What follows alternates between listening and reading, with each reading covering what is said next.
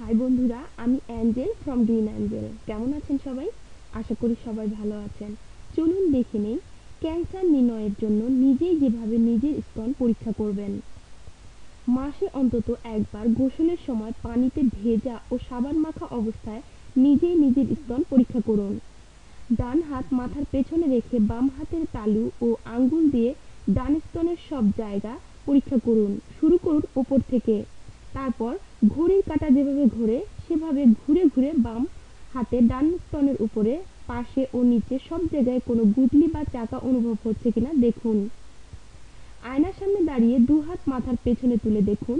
দুই স্তনে কোনো অসামঞ্জস্য থাকলে ক্যান্সারের সম্ভাবনা থাকে। একটু ঝুঁকে পড়ে প্রথমে ডান বগল ও পরে অনুরূপভাবে বাম বগলে কোনো চাকা বা গুটলি অনুভব করতে চেষ্টা করুন। কোথাও কোনো গোটা বা গুটলি বা চাকা অনুভব করলে সঙ্গে সঙ্গে ডাক্তার বা বিশেষজ্ঞের পরামর্শ নিন। বন্ধুরা, ভালো লাগলে ভিডিওটি অবশ্যই লাইক দিয়ে আমাদের উৎসাহিত করবেন আর শেয়ার করে অপরকে দেখার সুযোগ করে দিন। আর বন্ধুরা, আমাদের সাথে থাকলেই আমরা আরও ভালো ভালো কাজ করার উৎসাহ পাবো, তাই প্লিজ আমাদের সাথে থাকুন। আমাদের চ্যানেলটি সাবস্ক্রাইব করুন। ভালো থাকবেন সবাই। আজকের মতো বিদায়।